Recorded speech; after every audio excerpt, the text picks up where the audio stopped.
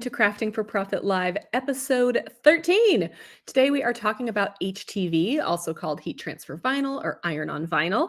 In this episode, we're talking about how you can use HTV to launch your craft business without having to spend a lot of money. You can ask questions in the chat if you're here joining us on YouTube Live. We will be taking questions that are applicable to what we're talking about. If you have questions that are something else you want to ask Corey or Angie, you can go ahead and leave those. There is a link down in the description of both the video and the podcast. There is a link to leave us questions. Now, hopefully, we said this is episode 13. Hopefully, this is not your first episode. Hopefully, you are loving Crafting for Profit Live. And the best thing you can do to support us is to rate and review the podcast. If you're listening on a podcast platform, head down, give us some stars, and even type a little review. We love reviews. We love to read them. If you're watching on YouTube, give us a thumbs up and be sure to follow our YouTube channels because that supports us as well. So now our special guest is Jenn Crookston from Creative Housewives. So Jenn has grown the Crafty Housewives Instagram to over 85,000 followers, and she teaches people how to use their Cricut machine. So she is the perfect guest for our HTV episode. So Jenn, you want to introduce yourself? Yes. Hi, I'm Jenn Crookston, and I have been a blogger for over 13 years now. My sister and I have a blog we started over 13 years ago. Crafty Housewives used to be Housewives of Riverton Housewives, whatever you want to call it, back in the day when, the housewives were everywhere thing. And started out just kind of, I feel like a lot of people do with blogging. It was a way to keep in touch with our family that wasn't nearby and also just share the things we were doing. We were both home with a lot of kids. I have 7 kids. My sister has 6 kids. So between us, we lived close, thankfully. We were just 5 houses away from each other, but we were also kind of like in our own little bubbles, like moms, lots of kids, little kids. And so that gave us like a creative outlet that we didn't really have.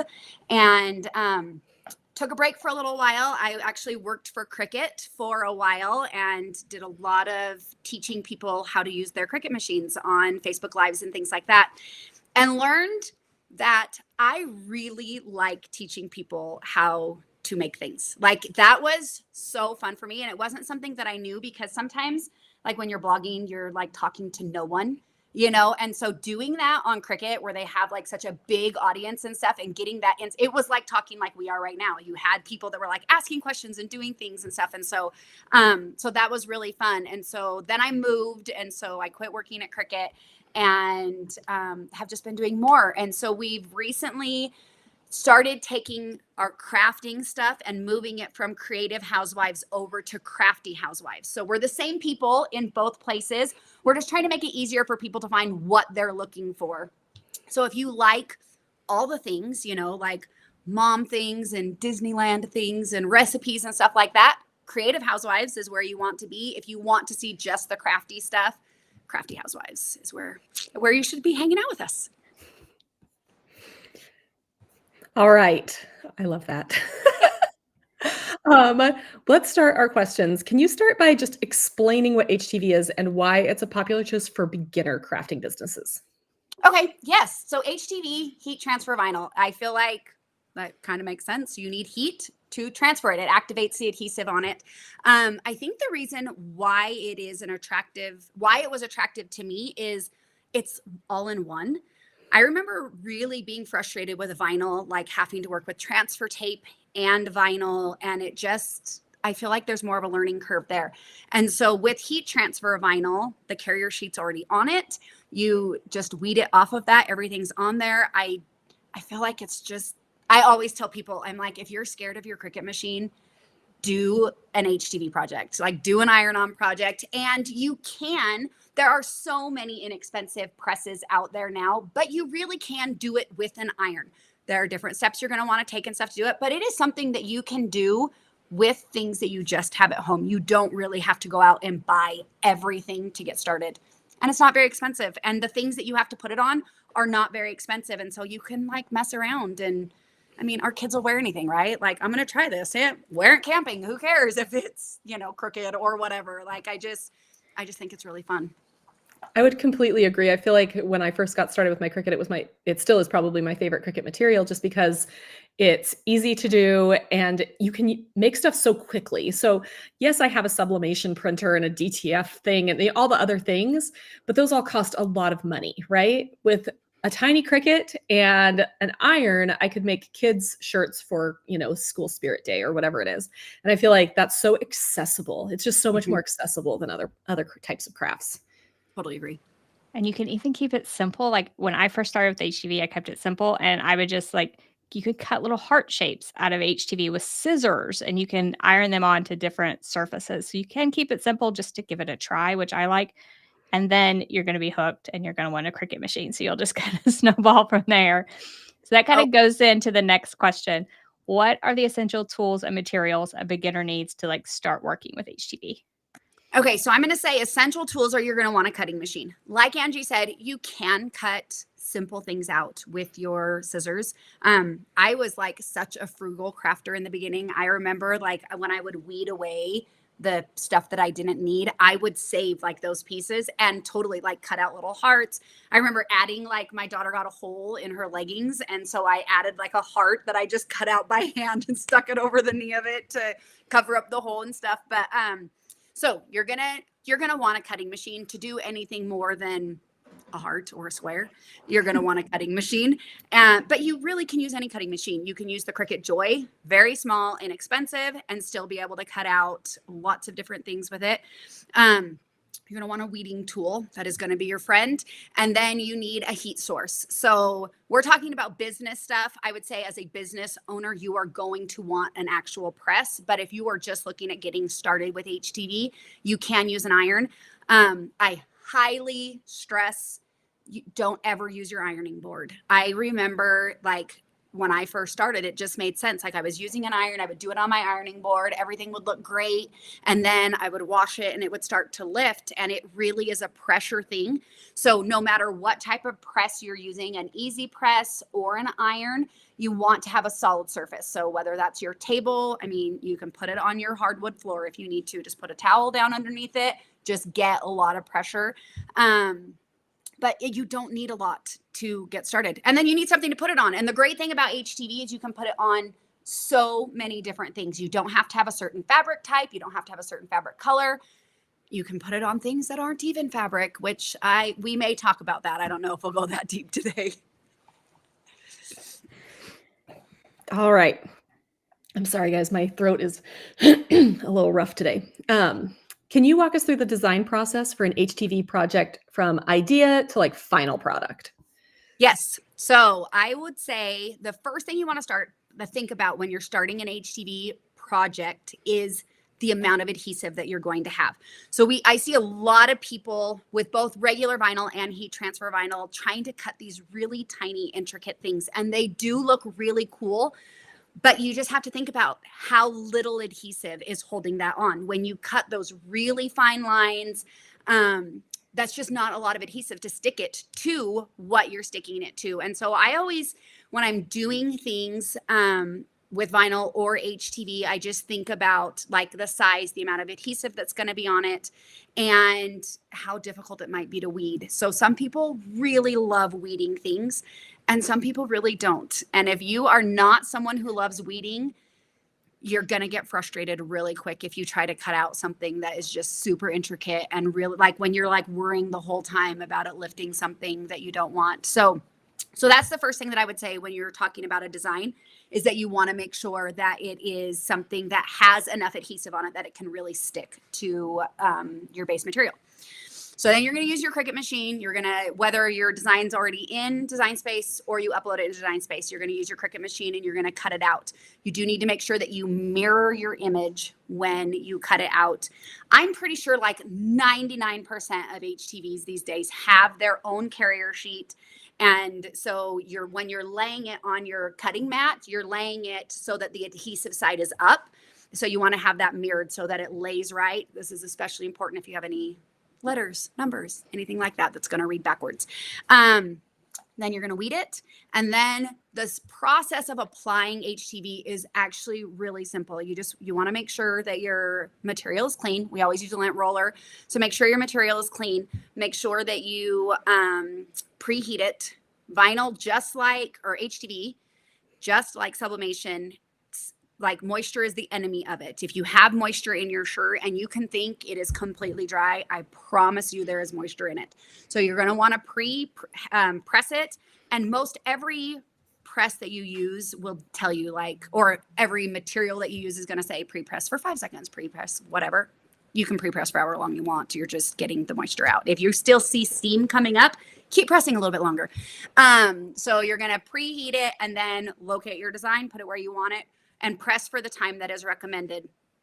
If you are using like the Cricut Easy Press, there is the Cricut Heat Guide that will tell you exactly, like you put in what press you're using, you put in the material that you're using. So if you're using like glitter or HTV or everyday, whatever you're using, and then the material. So if it's 100% cotton, whatever, and it tells you you're going to press at 315 degrees for 30 seconds. And if you follow the steps on that, you really can't mess up because it tells you like pre-press it, like it walks you through all of the different steps.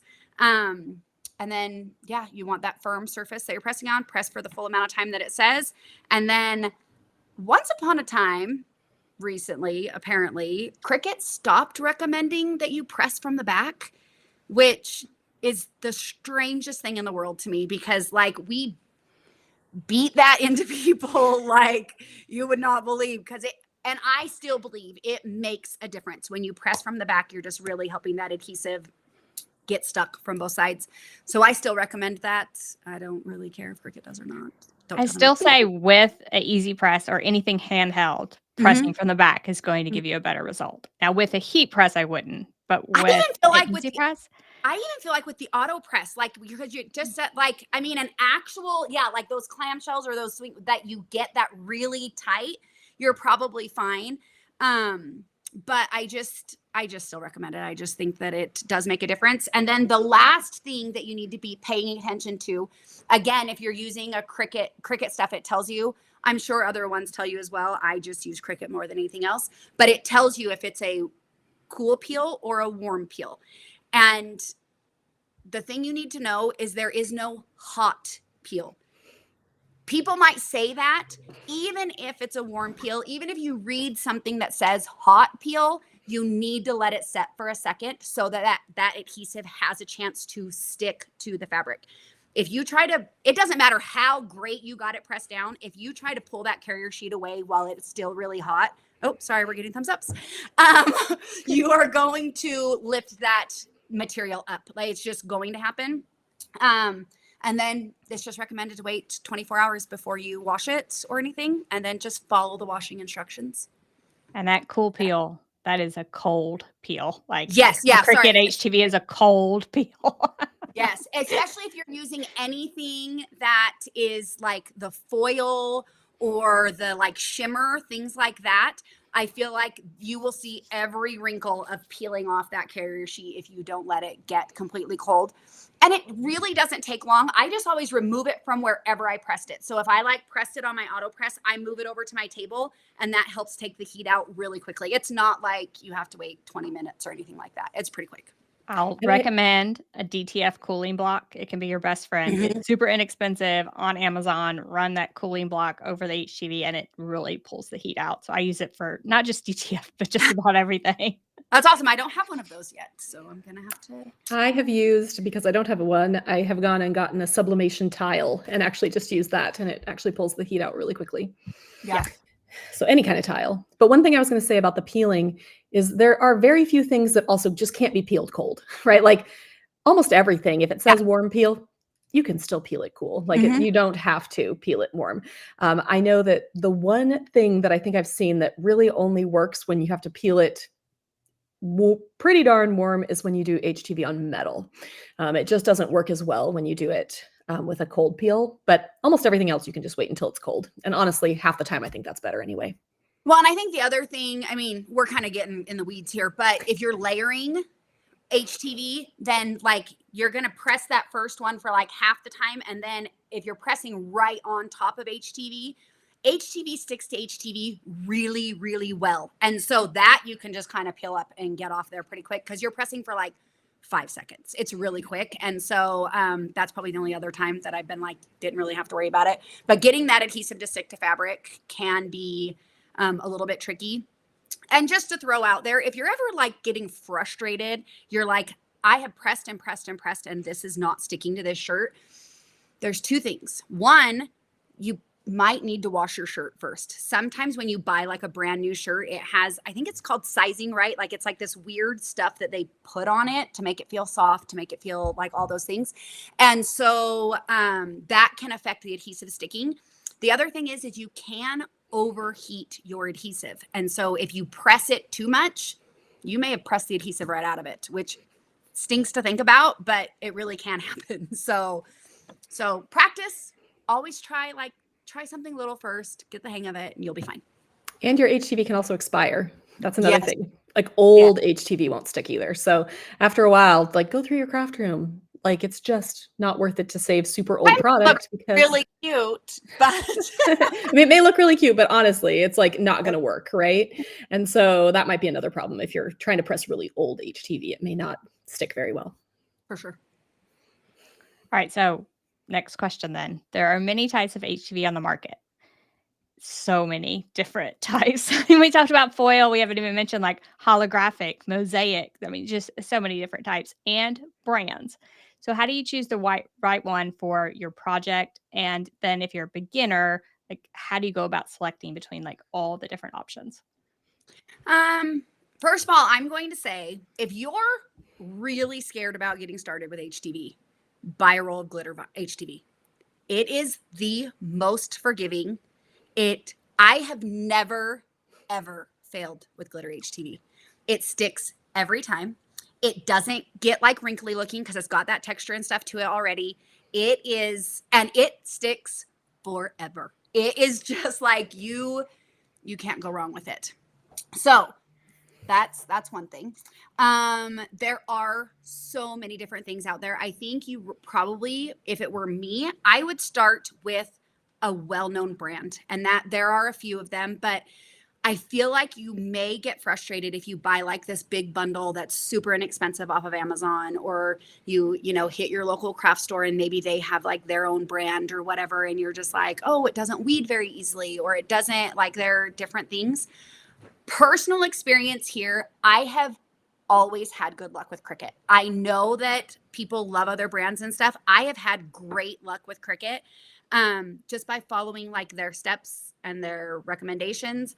I am one to really like take advantage of a sale. And so like, I know people don't like prices, and I just don't ever try to buy anything full price ever. And so I feel like that helps, but there are things out there. You want to use the right material for your base material. So if you're doing like leggings or like a really stretchy fabric, make sure that the HTV that you're using has some stretch to it. And so like Cricut has their Sport Flex that works really well on those types of things. And I think like as you learn, you're going to have like your favorite things, and people will say this is better or this is better. And sometimes I want to say it's like a Canon and a Nikon. It's just what works well for you. And the best product is going to be the one that you follow the instructions on and actually do what it says, and not just think you know what you're supposed to be doing.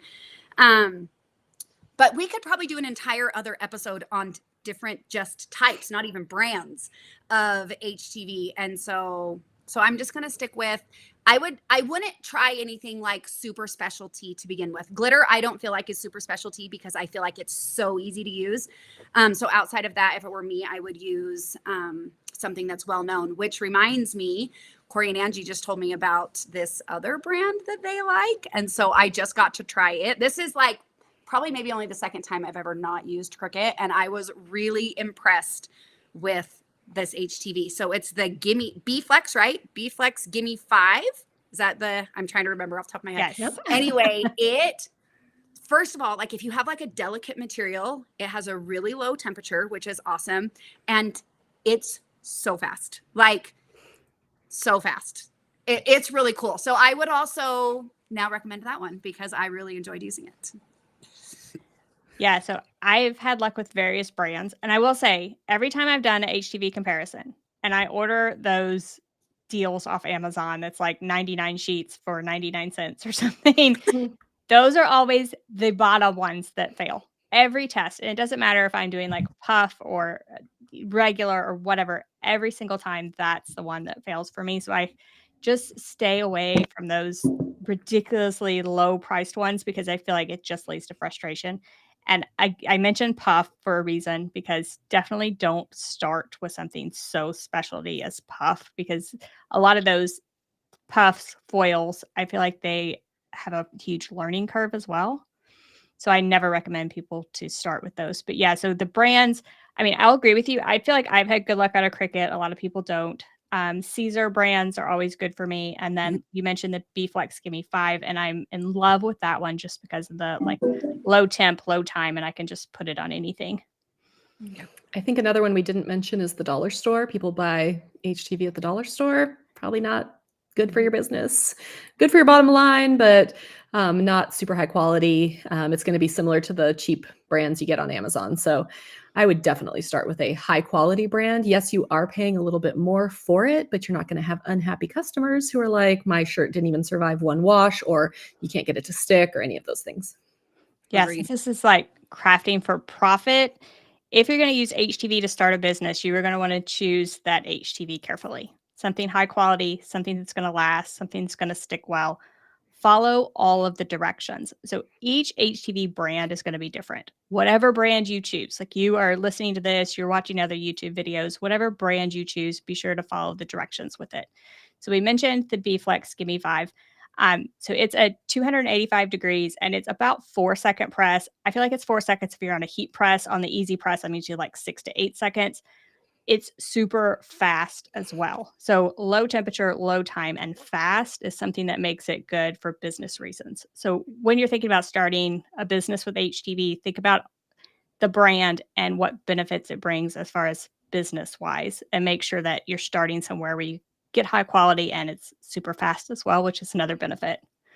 Yeah, if you have to sit there, with your easy press, if you don't have a heat press that has like an auto open feature or something like that, you have to sit there with your easy press for 30 seconds with, other brands of vinyl. Sitting there for, 6 seconds is way faster. So it's just one of those things where you can make more with that Gimme 5. I really, really like it. It's really soft too. So I'm really impressed. And so my favorite part of the Gimme 5 is the weird surfaces. Like I always use it for wood, leather, anything I think I'm going to burn. Have you ever had something you want to put HTV on and you think I'm going to burn the material at 300 degrees or whatever temperature it is? I always reach for it for all of those weird surfaces. Wood, because I don't want to pull the sap out of it. If you've ever done a wood project and the sap comes through the paint, if I use the B-Flex Gimme 5, it like never happens to me. I can get the HTV on the wood without all those issues. I've used it on cardstock, which I think is a fun application for HTV that a lot of people don't know you can do it. But I feel much better putting a piece of cardstock under a 285-degree plate than I do at like a 325-degree plate. It's not that much, but I'm like, this feels just less flammable. Yeah, flammable things, not good. All right, so now you're wondering, where can we get this amazing B-Flex Gimme 5 HTV, right? Because we have an exciting announcement. First, for podcast listeners. So we are actually selling the B-Flex Gimme 5, and we have a special bundle. We're calling it our Crafting Camps HTV bundle, and it's for sale now. So it is a bundle of 6 12 by 12 sheets of B-Flex Gimme 5, and Corey and I chose those together. Fun, exciting colors. And we are giving you 9 SVG files with that bundle with a commercial license. So you get the 6 sheets of B-Flex Gimme 5 so you can give it a try, and 9 files to try it as well. And you can get it at link.craftingcamps.com/HTV. And that's link.craftingcamps.com/HTV. And for you on YouTube, I did put a QR code up in the corner so you can scan that. And we have it really reasonably priced, extra low price, just for the first, I think it's like 9 days of this month. The price will go up just a little bit. It's not going to be super high price if you want to get it after this time. But for the first 9 days of this month, you can get it for $14.99. You get 6 full 12 by 12 sheets of HTV, and you get all those SVGs.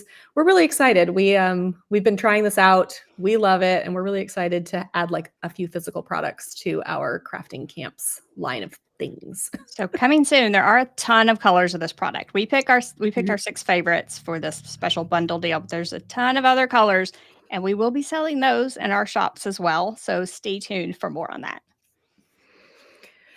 All right, let's get back to our questions. Although I could talk about this HTV all day because it's very awesome. So what are some common mistakes beginners make when starting with HTV, and like how do they avoid them? I think some of the common mistakes is we've talked about it quite a bit. Like before you start, read the instructions. Like number one, just read the instructions. I know that like oftentimes we think we know what we're doing. Oh, I've done this before. Don't just assume that you know what you're doing. I always tell people, I'm like, if you follow, speaking specifically of Cricut again, if you follow the heat guide and if you follow the steps in Design Space, they like hold your hand going through each of these things. It's like, did you remember to, like, it tells you, did you remember to mirror your design? Like when you pick HTV material or infusible ink, things like that, it reminds you to mirror your design. And then like it walks you through all those things. So I think that just like reading through, making sure that you actually do know what you're doing and not like read through all of it, not just the next step, because sometimes you're like, oh, I'm going to do this. And it's like, oh, wait, I wasn't supposed to do that quite yet type thing. I also think like if you're using an iron, like you're just starting out and you're using an iron, you need to be aware of like the cold spots on your iron. An iron heat plate is not going to be the same as if you were using even an easy press or a heat press, whatever, that you won't have that consistent heat.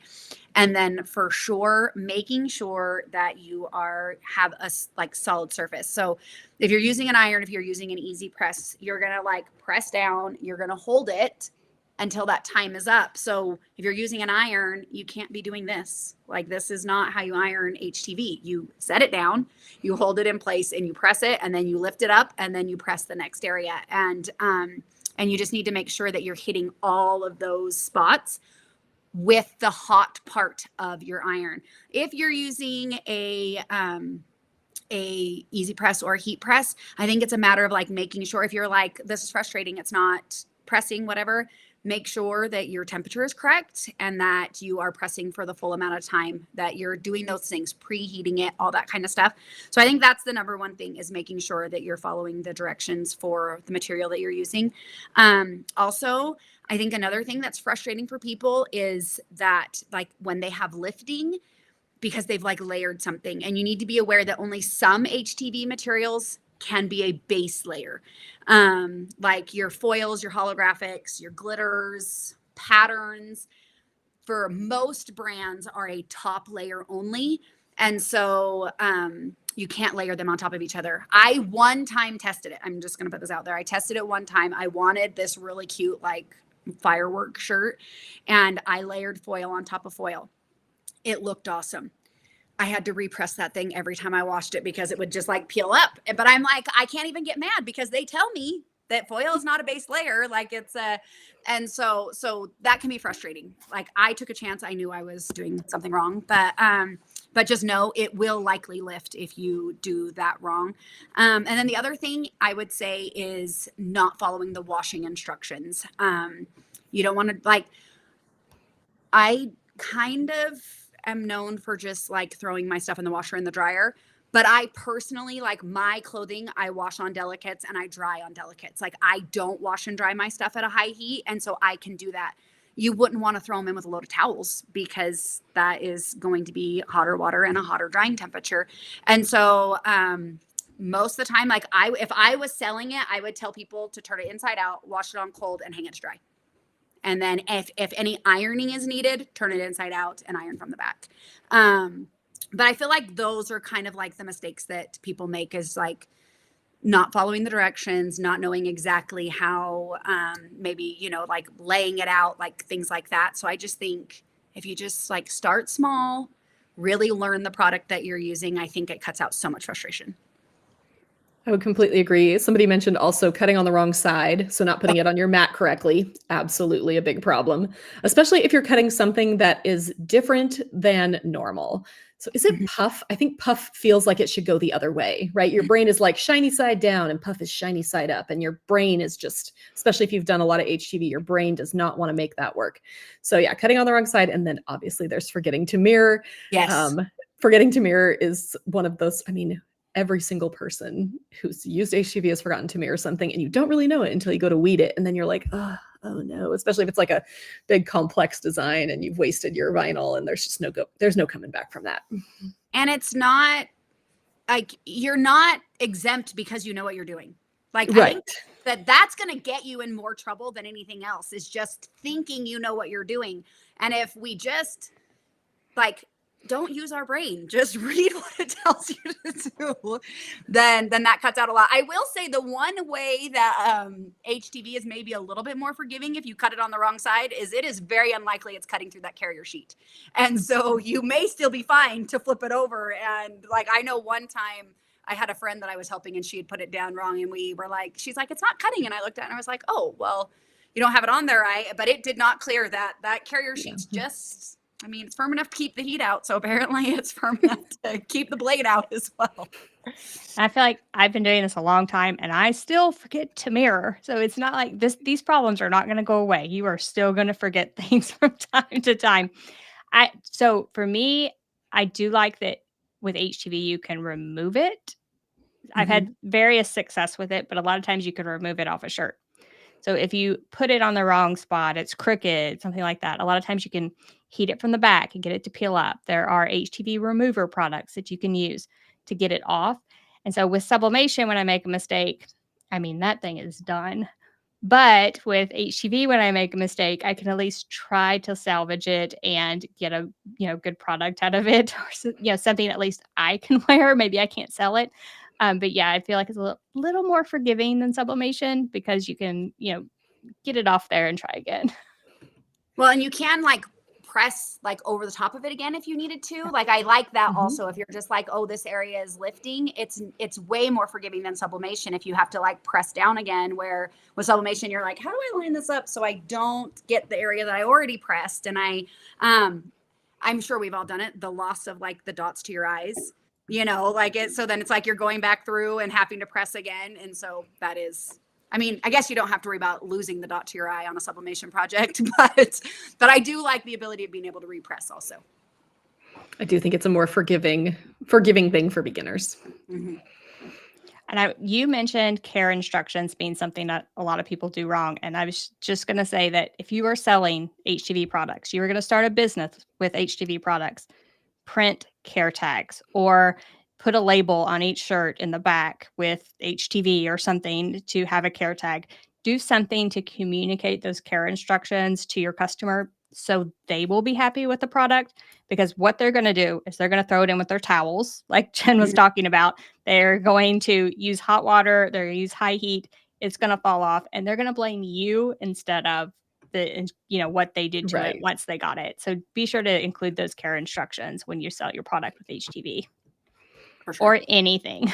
Yeah, I was going to say, I feel like HTV, it's different than vinyl, but a lot of that stuff kind of is the same. Like, I wouldn't want to soak an HTV project for an extended period of time. Like, I wouldn't want to leave it soaking in things. I feel like adhesives just break down, right? Like, it doesn't matter if it's a heat activated one or not. And so, like we would tell people if they put vinyl on a glass, don't soak it in a sink full of water. I would say the same thing about an HTV shirt. Like, don't soak it in hot water.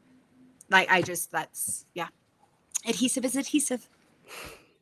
All right, next question on the business topic. So if we're talking about businesses, what are some of the initial costs that people are going to have to invest to get started with the HTV business?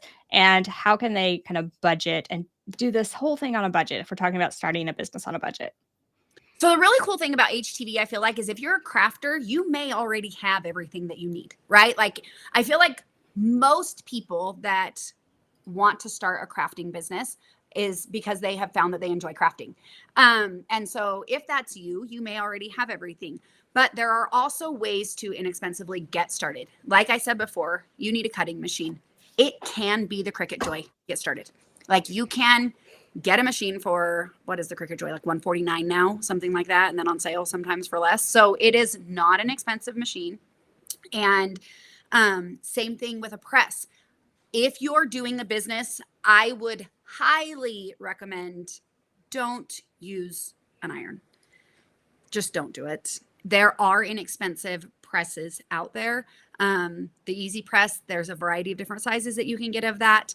There are inexpensive heat presses that you can get. I would make sure like you're getting something that's trusted. I feel like just like there is a lot of vinyl out there, there's a lot of presses out there that like it feels like they're promising you the moon, and then people are like getting no help, or the instructions are all coming in a different language and they're like, I have no idea how to even like find where to turn the temperature on or whatever. So I would say the same thing there. Like you're going to want, for a business, you're going to want quality stuff. But the thing that's cool about like HTV stuff is that you can start with those smaller things. You can be like, okay, I want to create a few things. So I'm getting the 9x9 Easy Press and I'm getting the Cricut Joy or the Cricut Joy Extra. And I'm going to start making this product, you know, baby onesies or school shirts for elementary school aged kids. And those are well within like size restraints for those things with no problem. And then once your business like starts selling and you start, then you can be like, okay, now I'm ready to, I will say there are people out there that will buy your old Cricut machine and your old Easy Press. So if you're like, I'm ready to move up, I need a bigger machine, then you've got your Cricut Joy or your Cricut Joy Extra. Sell that, use that money plus a little bit of money from your business. Same thing with the presses. And then you want good product, right? Like, so you want a nice quality t-shirt, but even Michael's and Hobby Lobby and places like that have sales regularly. Like they just had, one of the stores just had t-shirts for like $2.99 a t-shirt. And so I would say that's the other thing is like, don't overbuy just because it's on sale. Like, don't be like, oh, I'm going to buy 300 shirts. And then you're like, I have sold 3. And then you have all this stuff and you spent your money on that. So like, you don't want to do that.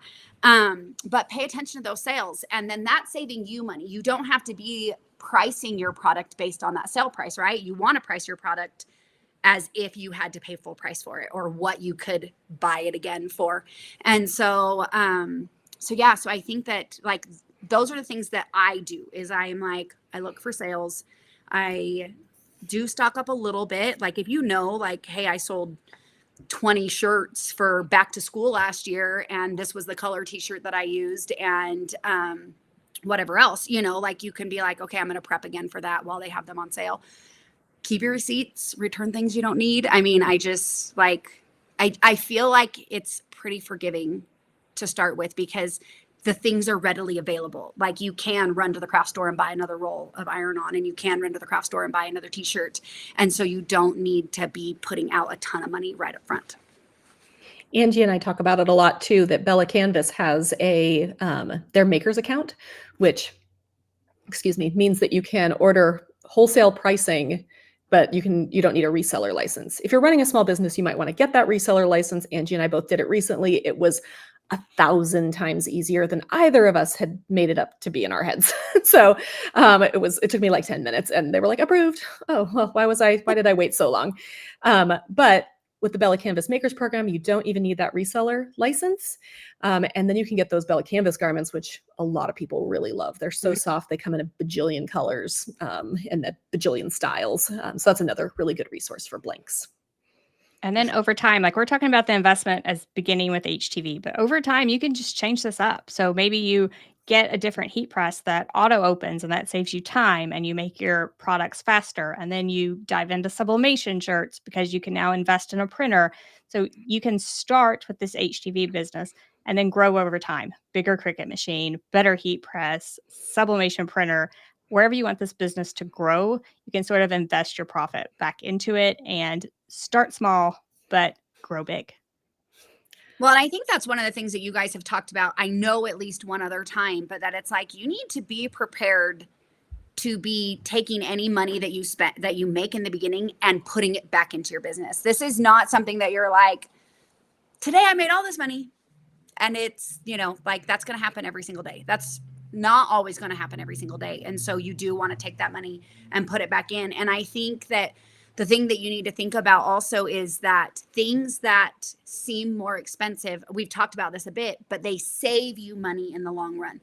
So buying an HTV that's a well-known brand and it sticks well and it performs the way that it's supposed to perform after it's washed is going to save you money over having to remake a shirt for somebody because it lifted the first time that they washed it, or it didn't stick and you're using twice as much material to make one shirt. And so, and that's like with anything, like saving time saves you money, number one, but it can, like, taking that little bit of time to read the instructions and to make sure that you know what you're doing and stuff can also save you material in the long run. And then, I know you guys have talked about it with like sublimation and other things and stuff, but like having something that you can test on and like really be like, okay, I know the cut setting for my machine. I know exactly, so that it cuts clean through and that I don't have any like jagged edges or whatever.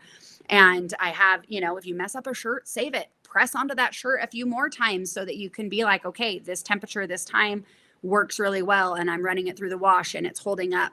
And I feel like you need to put in that work when you're starting a business. You want to wash a shirt that you've made 30 times so that you can be like, hey, I washed it 30 times and this is still what it looks like. And so your shirt, if you wash it correctly, like if you can tell your customers, like, I've tested this, you're not going to come at me and be like, it came off in one shirt and then tell me that you washed it right. Like you can be like, no, here's my example. And it's been washed 30 times. And so I think that, and then I would do your research on what the HTV brand promises with their HTV. I haven't even looked recently. I think Cricut, they have like their guarantee. It's the strong bond guarantee, that if you follow like their process, that your shirt should last 50 washes. And so, or your materials, whatever it is. And so I would, you want to use a brand that's standing behind their brand like that, if that makes sense. Like it's because then it should hold up to what they're saying. I feel like if you do something like in person, like a craft fair, having a shirt you've washed 30 times just hanging up is like such a good idea. That's like proof of concept, right? Like, here, look, you can actually see it. You can come up, you can feel it. I washed it, on cold, didn't dry, just like my care instructions say, and look how good it looks. Mm-hmm. For sure. All right. Question number 7. What are some effective ways to market and sell HTV products for those just starting out? So I think one of the things is wear your product and don't be afraid to talk about it. Like, I think that's, I think it was, I always say her name wrong, Jamila, was it, that was talking about how like she started out making things for like local for her school and stuff. I think if you can do something like that, that is a great local marketing, right? Like put your kids in it, put your husband in it, put whoever, like your family members and stuff, put it in it with all the information that they need to have. Where did you get it? How do you find it? And like, when I say like, don't be afraid to talk about it, that is such a hard thing. I don't know about you guys. Like, it's so easy to like minimize and be like, oh, I just make shirts. Oh, I just do this. Oh, but when people see like, oh, you made that shirt for your family reunion. Could you make a shirt for my, kid's birthday party or for whatever that might be? I think that that's like one way. So I think that that's really good. And then I think using social media is a great free way to promote your stuff. And so, be aware of what you can and can't do. So I know like some groups don't allow you, like you may have like a local yard sale group or something like that, where some of them like don't allow you to like market like a business, like you can only do. So like follow those rules and everything and stuff, but find some groups that you can get into. And I think like if you can build your community, like get your friends and family talking about it, get them sharing about it. And like just starting out, I feel like that's the best way to do it is you just have to not be afraid to pat yourself on the back a little bit and just be like, hey, I made this and it's really awesome and it's really cool. I love the way this turned out. Oh my gosh, I love how glitter looks with this color.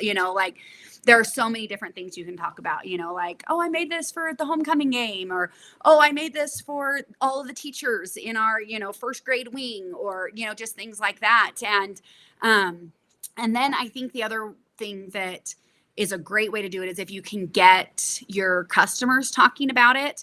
And so, like I know a lot of people do like a share to your social and get like a whatever type coupon on your next order.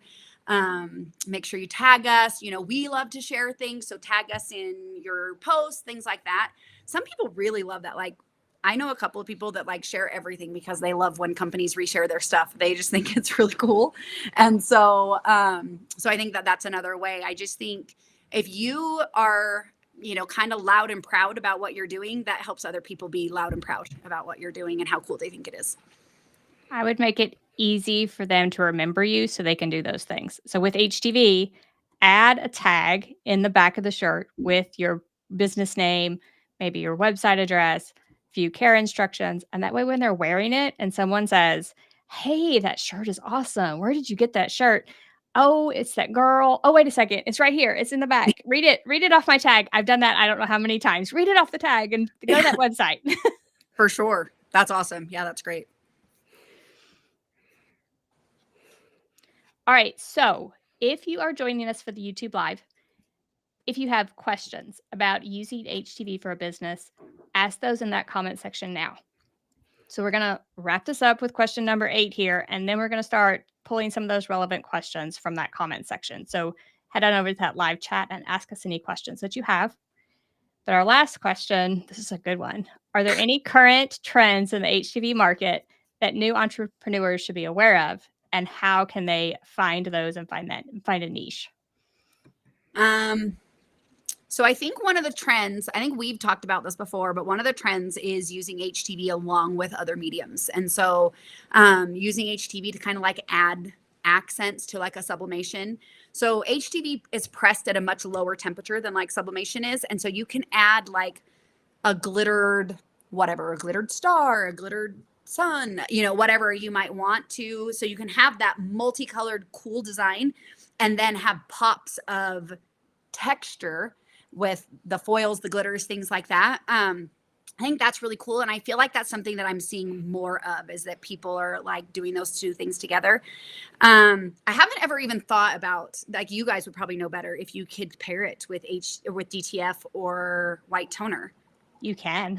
We have. See, there you go. They've tested it. Yeah, we did it at we were somewhere. Heat Transfer Warehouse. Yeah. Yeah. So we were at Heat Transfer Warehouse and we paired it with DTF, and it's a great way to add metallic accents. You can add puff with it. You could, add some glitter like you were saying, but those specialty HTVs. And I feel like the specialty HTVs alone are kind of a trend and are always trending, like these new crazy things coming out. Puff, super puff, like all these different things that I see. So I feel like all of those are a trend, and combining the trends is almost something that I see. So combining, like you said, different mediums, but also just like a glitter HTV. Have you seen the shirts where they're like glitter HTV and foil and puff, and they put them all like, the same word, but in a line with all the different HTVs, and they're so cool. So combining those, and then I am gonna give a shout out to Jamila, and it's J Stewart's Laboratory. Is that right? The YouTube channel. She combines, it was HTV with embroidery. I was just going to mention that because it's so good. It is the best thing I have ever seen in person, and I hope she has a YouTube video on how to do it. If you have an embroidery machine, combine, like, this is your calling. Combine HTV with embroidery, because that is some amazing, amazing stuff. And it's so unique, right? When you combine those two things, and it leaves an impression when someone sees it. And I feel like combining the things gets the super unique look that gets people talking about you naturally, and will just grow your business that way. Yeah, I feel like we still see a lot for another trend. I think we're still seeing a lot of HTV on wood. I feel like that's still very trendy, especially if you have that sort of Joanna Gaines, I don't know what to call it anymore. Country chic style. I don't know. I'm sure there's a better word for it. But I'm still seeing, I mean, at the craft fair that I did a couple of weeks ago, there were like 3 vendors still making signs, and I saw people carrying them all around. People love a welcome sign for their front door. Those big round welcome signs and it's so much easier to do HTV on wood than it is vinyl. And it's so much easier than stenciling. So it's a good option, crisp edges, faster than either other option. So HTV on wood is another place I feel like is still going to be trending for a long time to come. I feel like the other thing that I'm seeing pop up recently, again, like I feel like 4 years ago I was seeing them everywhere, and now all of a sudden I'm seeing them again, are the banner pennant type, like, you know, like little flag things and stuff. I feel like all of a sudden those are coming back again, like with the little tassels and stuff hanging on them. It feels like they had a moment kind of like pre-COVID, and then they like stopped, and now I'm like seeing them pop up again everywhere and stuff, and they're really cute. But as far as like finding your niche, I think you have to love what you're doing. Like, it is zero fun to make a bunch of shirts for maybe like the local school if you don't have kids in the local school. You know, like you might be like, no, I just actually, what's fun to me is just using HTV, and I'm cool with that. But I think that if you can find, like you guys have talked about it like a billion times, like what can make you money and what you love, and get them to overlap there somewhere. And so, and I think you can get pretty specific there, finding a niche, and then find your people, right? Like they will come to you and they will be excited about what you're offering and stuff. And so if you love hiking, you love crafting, and you love hiking, combine those 2 things and make some really cool hiking shirts or hats, or, you know, all of those different things, labels to put on to your bags, or, you know, whatever it is. I think that finding a niche is something like you should be looking into yourself of what you love and what you know, maybe has helped you or is beneficial to you and stuff. And then find those people instead of trying to go find what people are looking for. Because if you're doing that, there's probably like 900,000 other people that are doing it, you know, and then. You made me really want to start a crafting and hiking business, because I love both of those things. And now my wheels are turning, and like I need like a 4th or 5th business over here. But that just sounds so fun, like catering to all the hiking people, all the outdoorsy folks that I have up here in Washington. We just need to have like a little cabin that you can come and you can craft at, but then there's like cool hiking trails all around it. So you can just Sold. Let's do it. I'm quitting this job. Bye guys. I'm going to go do that now.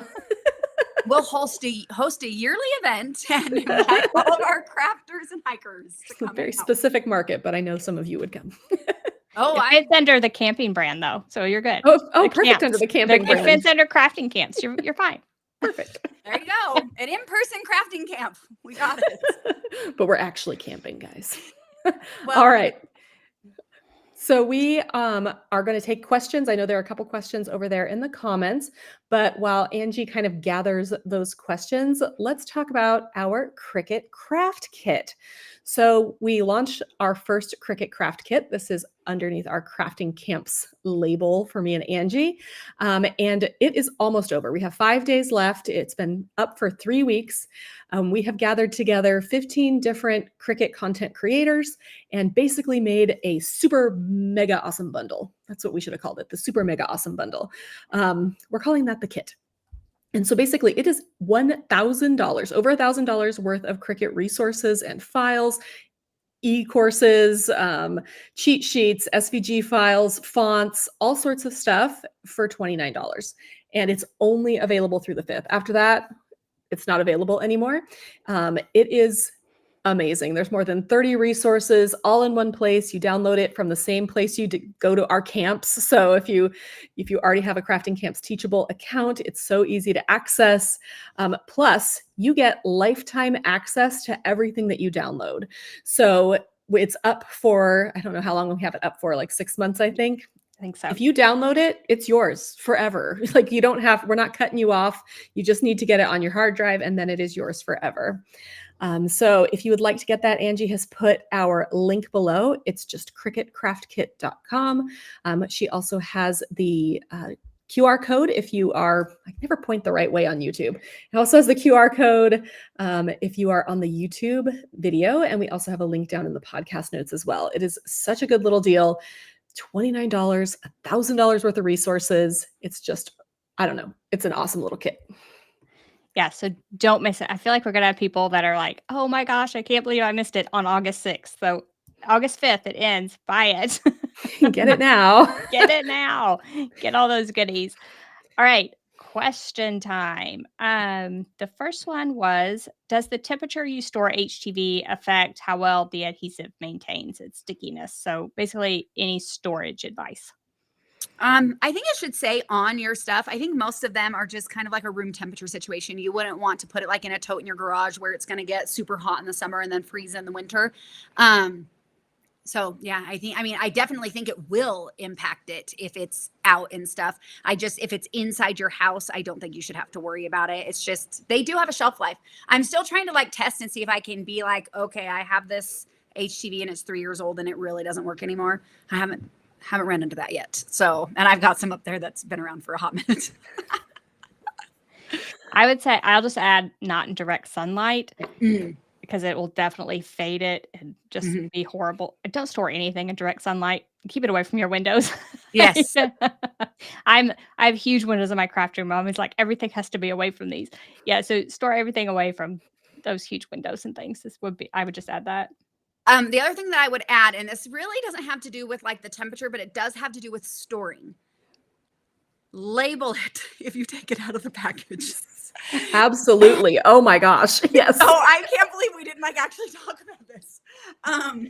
So I have had to learn like some tricks about like, I've learned that like Sport Flex, like if you look at the back of it, it kind of looks almost like bubbly, like the thing isn't like sealed on it completely. It is, but anyway, save yourself some stress. The worst thing that you want, like that can happen, is for you to be like, oh, I know I have some black HTV here. And then you pull it out, at least with the Cricut brand, there is nothing. So you have your clear carrier sheet and the adhesive back, and that's it. There is no label on it once you take it out of the packaging.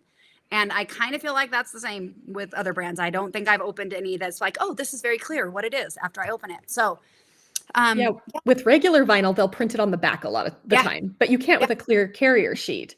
So I made my boys, this is a funny story. I made my boys shirts a while back. They were twin shirts, I think, and made the shirts, thought it was white HTV. It was glow in the dark. I had no idea. They go to bed, shut the lights off. Mom, Mom, our shirts are glowing. I was like, should have labeled that better. Because white HTV and glow in the dark HTV look identical. There's like, absolutely no difference. So just label it, because now my boys have glow in the dark t-shirts, which is fine for them. But if I needed it in another project, I wouldn't have been able to find it. Okay. I am horrible at labeling. I'm still here. I don't know if they're still here. So give them just a second. It says reconnecting. Oh, I think that's Jenn. I think it's you. Oh, it's telling me, guys. We will cut this part out of the podcast, everyone. Don't worry. Are we all good now? Yeah, I think we're all back. Okay, we're good. Okay. I think it was you, because like we were fine. We were fine. And you were frozen a minute. I couldn't see either one of you. You were both frozen to me. Yeah, I think it was you. Okay. All right. We'll just cut that part out. Oh, I was going to say, I am horrible at labeling my HTV, especially the scraps. It's so bad. I need to be more organized, but I have seen people that are organized that have like a binder and they put the label on the plastic pocket that's in the binder. They put the label on it, and then they put all of that type in that pocket. If you are that person, I am so happy for you. I am not, but that is one tip to organize those HTV scraps and keep them all separate. And the Sport Flex specifically, it doesn't stick well to the Cricut mat for me. So if I ever pull out my scraps and I'm like, this isn't sticky, I'm like, that's Sport Flex. Same thing. You cannot I have to tape that stuff down. I will say, if you are that organized person, business idea, create the binder thing for us so we can just order it from you. And then we can... Ooh, okay. Third business idea or whatever for today. We're adding that under crafting. We're going to put that under crafting camps. Nobody else have that idea. And someone in the comments mentioned slap bracelets for rolls, and that's an amazing idea. I use them to like hold the rolls together, and you can actually just put vinyl on them or write on them with a marker like what it is, and then slap it around, like several rolls of it. Just kind of roll them together and slap it around for like, so you know what it is once you pull it out. All of these things are great to do, and I'm always like, what kind of HTV would this be?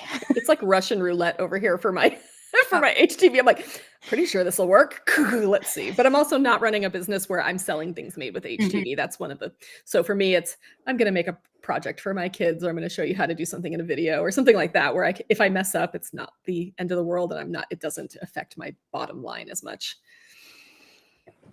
All right, I feel like this is a good question as well. Should we be washing shirts that aren't pre-shrunk for HTV before you put the HTV on them? So is there any at point and where you need to like wash it first? So I would say yes. I know that like people are like kind of like they think about that a lot, about like, oh well, but then it's not new anymore when I'm selling it. And there may be, I have not dove into that. There may be some sort of like resale, something that you have to like specify that you did it. But if you're washing it first because it's not pre-shrunk, you're going to want to wash it in whatever temperature that you are recommending that they wash it in, right? So if you're telling them to wash it in cold water, you may not need to, because it shouldn't really be shrinking that much, but I probably would anyway. And it can also help your adhesive stick better. Like we talked about earlier, where sometimes you can run into it like not sticking. I will just throw out like a couple of brands that I've had zero problems with. I didn't even look at the tag to see if they are pre-shrunk. I think Bella Canvas, everything is pre-shrunk, right? Because the way they do their stuff. But I've had pretty decent success with that, like, I think it's Next Level brand. They may also be pre-shrunk. I don't know. I am like the weird, odd person. You guys are both going to like laugh, but I personally love the little bit more stiff shirts, that Gildan brand, whatever. I like that, like slightly more structured.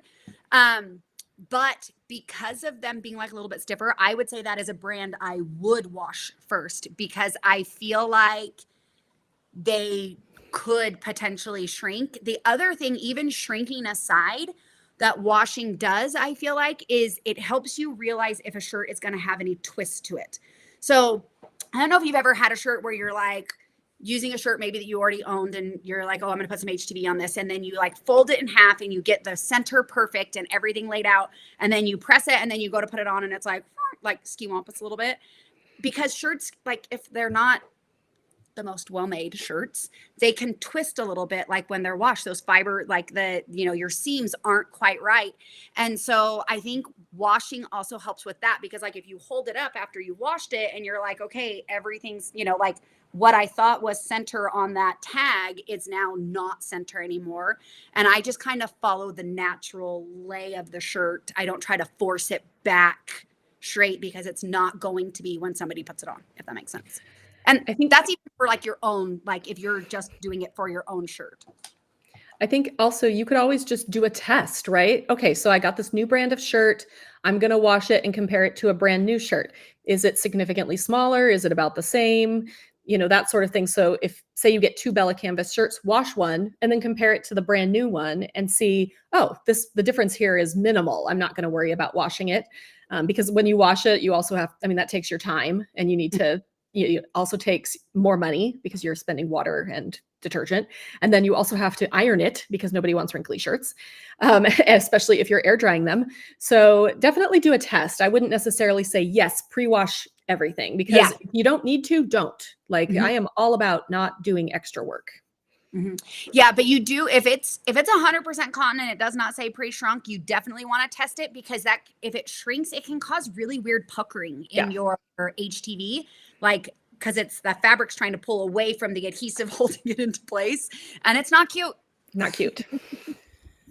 So I will say, when you find that shirt, that pre-shrunk shirt, it works amazingly, stick with that brand. And stick with high quality shirts for business purposes. And that way it'll save you a ton of headaches in the future. Like, this brand works, that it works every time, your customers love it. Just stick with it, repeat that process. And that way you'll save yourself a ton of headaches, a ton of like test cycles of various brands. So just stick with the same brand. And we are always fans of Bella Canvas, Corey and I. So I will say I've never had issues with their shirts. I just pull it out, I put the HTV on, never an issue. I feel like those brands that are made for crafting are the ones that I stick to, just because of those issues. So I don't just go to Walmart. I feel like that's where the sizing issue comes in when you go to those stores. Like you go to Walmart, you go to Target, and you purchase just the shirts that they have on the shelf.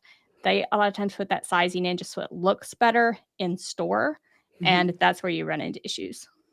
I will make sure and go ahead and update both the podcast notes as well as the YouTube description with the Bella Canvas Makers program link so that we can make sure that if you want to join that program, which is free, by the way, it is completely free. There is no reason not to join it. You can go ahead and join it and get a better deal on those shirts. The other thing that I will say about sticking with a well-known brand like that is that people know their size. And then you're not stressing about like somebody being like, I normally wear this. What would I wear in this? Obviously, you can do that with like your own family member, right? Like you can just be like, yes, this fits you. You can wear this shirt. Wear it. That's what happens at my house a lot. But, like Bella Canvas specifically does a great job with having size charts everywhere. And they run pretty consistent, like style after style after style. And so that makes it just easier for your customers to know what size they should be ordering when they're just like, oh, I know what I am in that shirt. Right. And don't be afraid to share that information. I feel like some people find a good shirt and they're like, I'm like keeping this locked behind doors, and like tell your customers like I'm using this type of shirt. So if they, like they know that they like that shirt, if that makes sense. So absolutely. All right. Are those all of our questions? That's all I see. All right, Jen, thank you so much for coming on today. We love chatting with you both Tuesday and today. Please make sure to check out Jen's YouTube at the Creative Housewives. Check her out on Instagram at the Crafty Housewives. I got that right? Yes. Awesome. All right. And if you love this episode, we have an episode in 2 weeks as well. So be sure to tune in 2 weeks. And we'll be chatting with Beth Eaton from the Ruffled Daisy. And we're going to talk about building a craft business that reflects your values. And I feel like that's a very important topic and will be very, very interesting. It'll be live on YouTube on August 15th or on your favorite podcast network on August 19th. And if you're like, that's a lot of dates, drop down below the video or in the podcast notes and sign up for our newsletter. And we will send you reminders.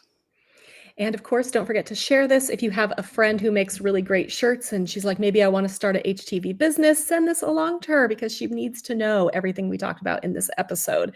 And of course, if you have a chance, please leave us ratings, reviews, all of those things. They are crucial to our success. I mean, our podcast will be shown to more people if more people rate